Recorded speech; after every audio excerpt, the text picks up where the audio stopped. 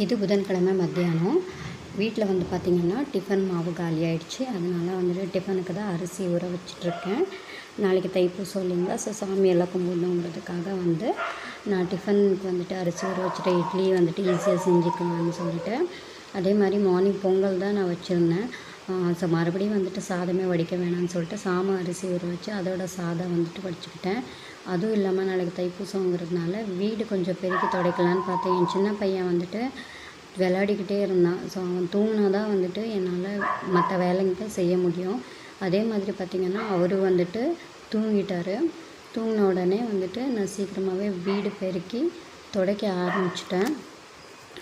ஒரு பக்கம் வந்து பார்த்திங்கன்னா என் பெரிய பையனுக்கு ஸ்கூல்லேருந்து வர டைம் ஆச்சு. 2:30க்கெல்லாம் கூட்டிகிட்டு வரணும். என் ஹஸ்பண்டுக்கு கால் பண்ணி எத்தனை மணிக்கு வருவீங்க அப்படின்னு கேட்டால் வந்துட்டு நான் லேட் ஆகும், நீங்கள் போய் கூட்டிகிட்டு வா அப்படின்னு சொல்லிட்டாரு. ஸோ வீடு சீக்கிரமாக துடைச்சிட்டு கடகட